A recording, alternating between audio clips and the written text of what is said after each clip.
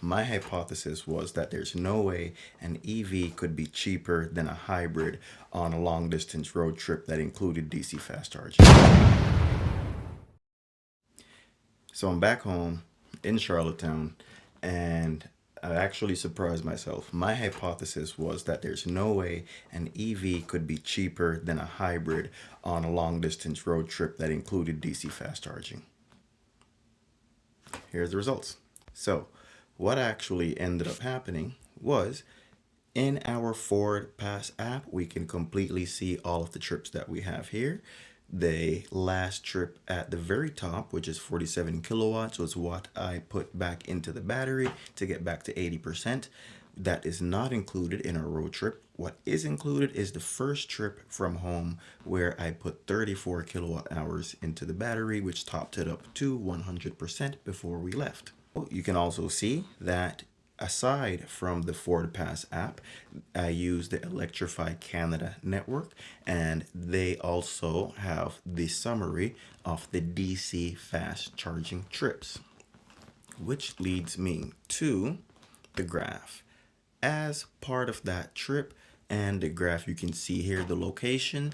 I have the total kilowatts used from our first top up to 100% and the last DC fast charging trip, last DC fast charging session.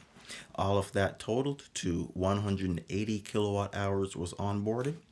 The total that I paid for charging is shown with my home charge at my home rate, and I also have the DC fast charging sessions from Electrify Canada for a total of $51.25. My home rate is 17 cents at Electrify Canada. I should include that this time I paid an additional $7 to get that 48 kilowatt hour rate. Otherwise, which is a Pass Plus membership. Otherwise, it's 60 cents per kilowatt hour. Our distance was 727 kilometers, including leaving from our door to getting back to our door. So I looked at my odometer on both sides of the trip. According to my chart here, for all of the charging, we did have slow charging that was free, which was either complimentary charging at the hotel, or we also went to the Farmers Market, which had a complimentary level 2 slow charger as well.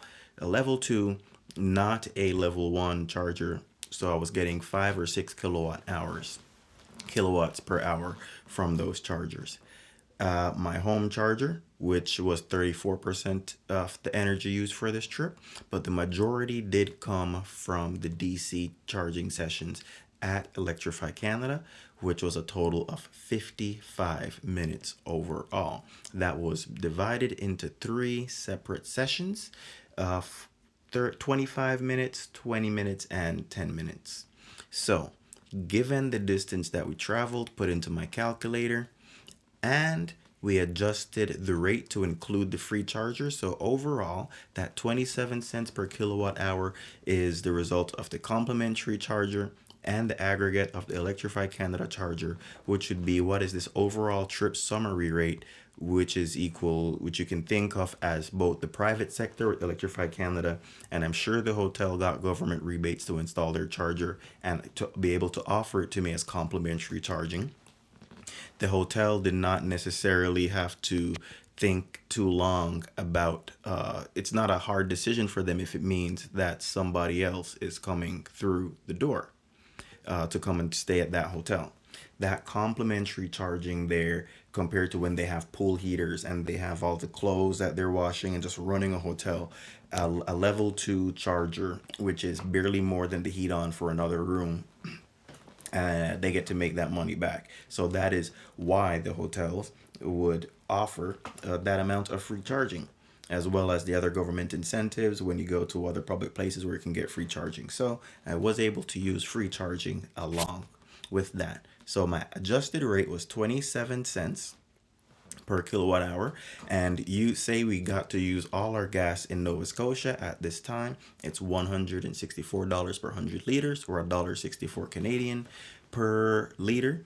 In PEI today, it's about $8.70 per 100 liters. So the efficiency on the vehicle there is actually 26 kilowatt hours per 100 kilometers. That's what we used. Going down to Halifax, we used 24 kilowatt hours per 100 kilometers. My average speed there was about 10 or 15 kilometers per hour less. Going on the return trip, I went back to my usual speed, and the difference was 26 kilowatt hours per 100 kilometers, and the weather was slightly warmer. I think we're just above freezing. My comparison car here is a 2021 Ford Escape Hybrid, and that would make between 6 and 8 liters per 100. Looking at what that would cost, so my adjusted cost was to bring my electric total to close to the 5125. So you can see that 180, 190 kilowatt hours, $51.05. Using those gas rates, you can see that the hybrid would have likely costed between $71 to $90 or so, so may possibly $80. So with the adjusted rate and the charging, we did save $20 on that trip, or that is also the equivalent to roughly being 30% to possibly 50% cheaper than even a hybrid. Now, a hybrid or a gas car gets a very similar range on the highway because a hybrid's very much not able to regenerate on the highway. User generative braking. It's much closer to a regular gas car on the highway. So I did not, and the 1 hour that was required to wait overall, that was split into 35 minutes on one day, and on the first trip down it was split into 25 minutes and 10 minutes. Different cars charge faster, and I have 70 kilowatt hours of usable energy. The large range or extended range Mach-E, I believe, has a 90 kilowatt hour battery, which would mean getting all the way to Halifax, not having to stop and use the DC fast chargers, and completely being able to potentially use complimentary level 2 charging, just like I did on my road trip to Moncton. I don't mind using the DC fast chargers. I've gone to Halifax in the EV twice in the last year. I usually go 2, maybe 3 times maximum per year. So winter road trips, going to Halifax, this distance over a couple days of 700 and almost 730 kilometers is my 90-95 use case scenario.